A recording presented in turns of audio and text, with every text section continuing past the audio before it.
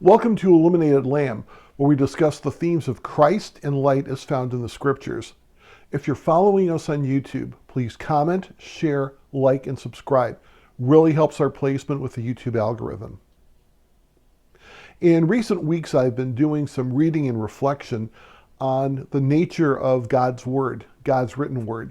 And I wanted to share some of those observations with you. I will tell you that none of these are original. I've been doing some additional reading, and they brought out some aspects of the nature of God's Word, which I don't know that we commonly think of or reflect of when we think about what we find in the Bible.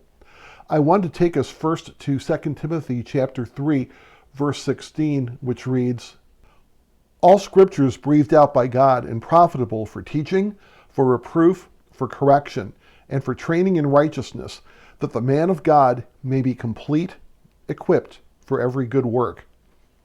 A specific characteristic of the Bible is that it is God-breathed or God-exhaled. It is God's authoritative word given to us in Scripture. As a result, there are certain ways in which Scripture is looking, in a sense, at itself in terms of the authority and power of Scripture. We're going to be taking a look at three passages which show us some interesting ways in which God's Word has distinctive properties of God addressing us and the power of God's Word in addressing us. The first of these passages comes from the Gospel of Matthew, chapter 22, and we'll be starting in verse 30. Before I start reading, I want to do a little bit of setup so you'll understand what's going on right before these verses. The first situation we have to take a look at is that the ones who are arguing with the Lord Jesus at this point is a group called the Sadducees, and they had three distinct beliefs, among others. One of them was that there was no angel, or there are no angels. The second is that there is no resurrection. And the third is that Scripture is limited only to Torah, the first 5 books of the Bible: Genesis, Exodus, Leviticus, Numbers, and Deuteronomy. So what the Sadducees are doing is setting up a hypothetical situation which is not only supposed to test the Lord Jesus, but in their way of thinking was actually mocking him. So here's how this is set up. The Sadducees say, okay, let's say there's this woman who marries a man and he ends up dying. In accordance with what's called levirate marriage laws of the Old Testament, the brother of this man is supposed to marry the woman, and in order to carry on the name of the first brother, the one who died, the second brother is supposed to have a child who is going to carry on the name of the first brother. And in the Sadducees' hypothetical situation, not only the first brother dies, but you have 6 other brothers who die. So in essence, this woman has now married 7 different men. So the question that the Sadducees are asking Jesus is, okay, Jesus, in the resurrection, whose wife is she going to be among the 7? The Lord Jesus tells them that they don't know the Scriptures or the power of God. It's an interesting comeback. Imagine telling that to some of the religious leaders of our time. So, all that considered, here's the way that the Lord Jesus presents his rebuttal of what they're saying. Let's take a look at Matthew chapter 22, starting in verse 30. "For in the resurrection they neither marry nor are given in marriage, but are like angels in heaven. And as for the resurrection of the dead, have you not read what was said to you by God? I am the God of Abraham, and the God of Isaac, and the God of Jacob.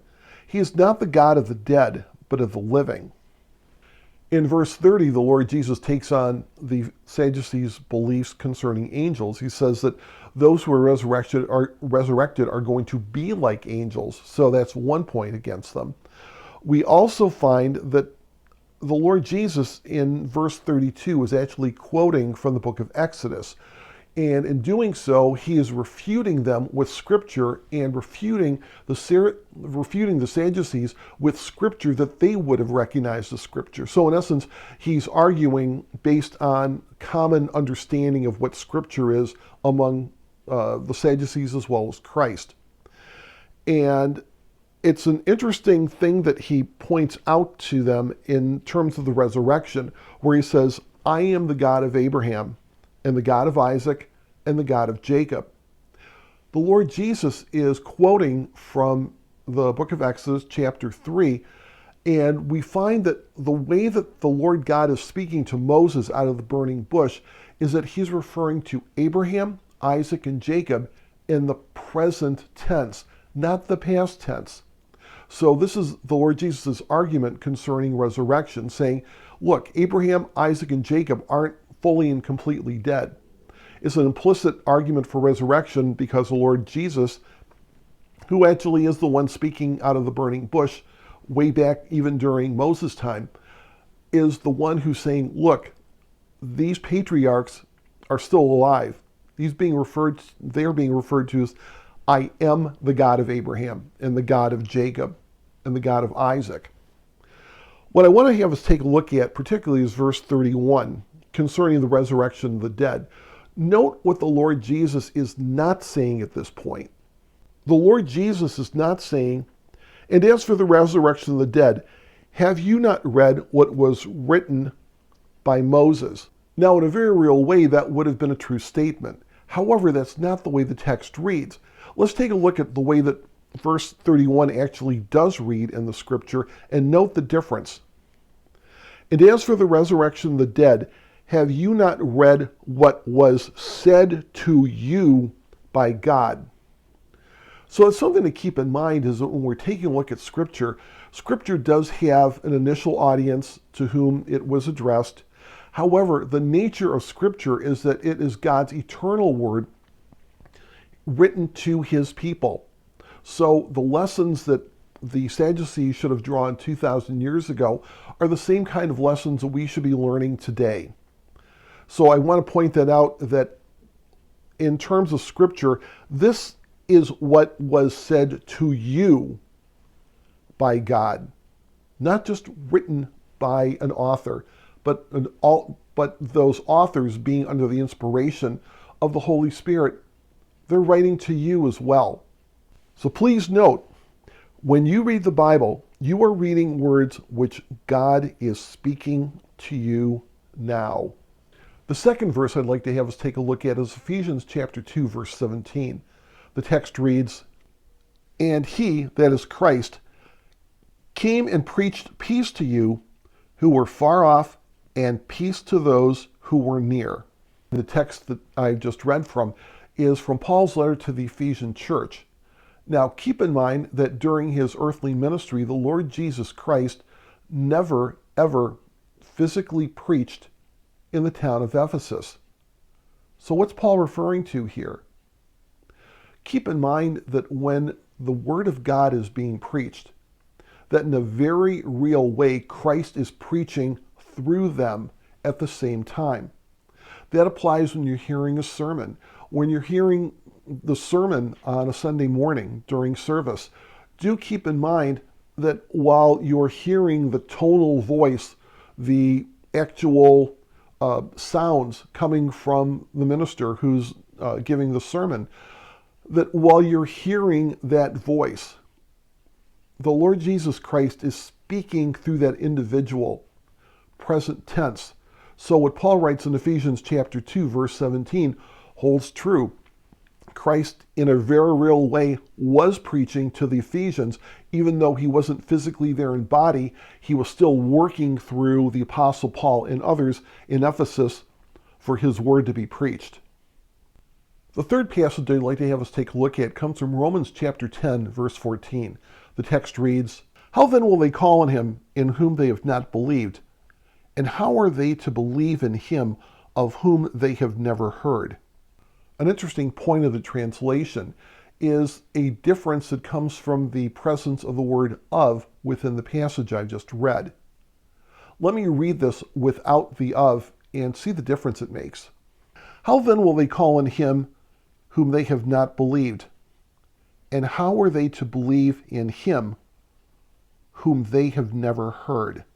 The of makes a really big difference in the way this text can be understood. It's one thing for us to say that we know of someone, and it's another one to say that we know someone.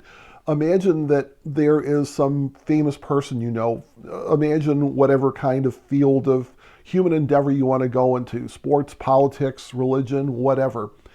And I'm going to give this theoretical person the name of John Smith. It's one thing for you to say, I know of John Smith. You know about him. It's another one to say, I know John Smith. The first part of that would be that you would say, okay, I know of him. I know about him. I've seen this person on television, seen him in media, that kind of thing. It's another one to say, yeah, I know John Smith. Maybe you grew up with him, or maybe you've met this person at a convention or wherever. But the point is, it's a matter of the nature of relationship, which makes the difference here. And I think this makes the difference in terms of the Romans passages. How are you going to believe if you haven't heard Christ? And I think that makes a big, big difference in the way that we approach this. So something I'd like to leave you with when it comes to these passages is that the Word of God has a special dimension of activity, of a living Christ who is speaking to you through his Word, now present tense. Now keep in mind that when we're reading a book, or let's say we're watching a video, and let's face it, historically over the last, 150 years, we've had various ways of capturing people's voices and images. I mean, we've not only had the ability to capture them in print for centuries, but you have things like audio recordings, old videotapes, videos themselves, even now with an artificial intelligence world where we can create a very realistic looking image of someone and put words into that person's mouth that they never said. Keep in mind, all of these are just representations. They are attempts to duplicate what this person would have said.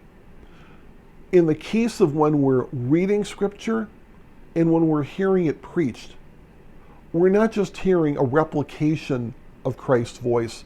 We're hearing the active, living Christ at this point speaking to you, speaking to me.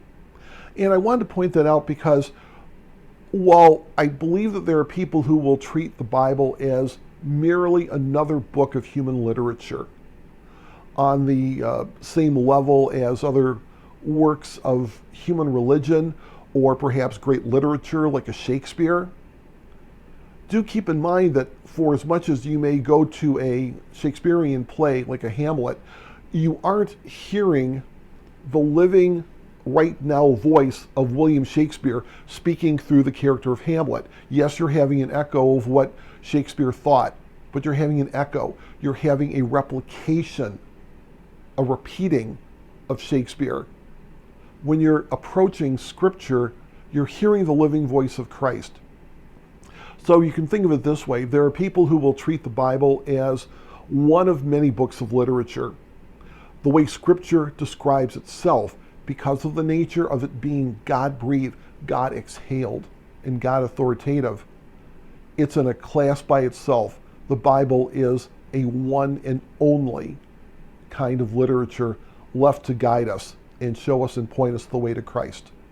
I'll see you on the next podcast.